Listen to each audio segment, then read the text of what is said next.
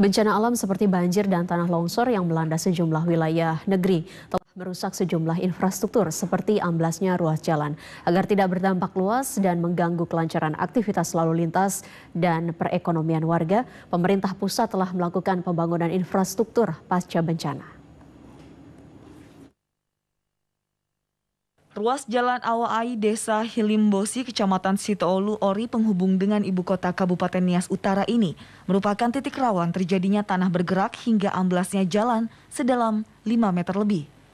Bahkan pada masanya kerap berjatuhan korban kecelakaan lalu lintas di daerah tersebut akibat penyempitan ruas jalan karena dirusak oleh faktor alam yang berdekatan dengan kawasan Sungai Sowu.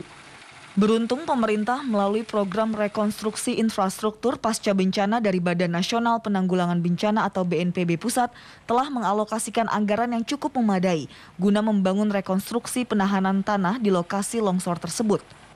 Anggaran sebesar 2,8 miliar rupiah lebih selain disasarkan pada tembok penahan dengan konstruksi beton, kemudian pembangunan rabat beton kaku yang dialas dengan rangka besi 12 mil untuk menjaga ketahanan badan jalan perlintasan antar kabupaten tersebut. Kini program kerja Badan Nasional Penanggulangan Bencana tersebut telah menjadi nyata. Aktivitas lalu lintas yang sempat terhambat sebelumnya turut mengganggu kenyamanan aktivitas ekonomi warga. Namun saat ini kondisi itu pulih kembali.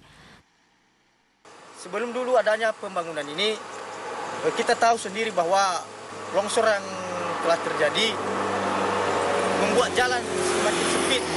Bahkan kendaraan lalu lintas pun terbatas, tidak bisa melalui jalan. Jadi dengan adanya pembangunan ini kita bisa lihat sendiri lalu lintas bisa berjalan lancar kembali. Selain itu, banyak sisi keberuntungan dengan lancarnya pelaksanaan pembangunan program pemerintah pusat dan daerah.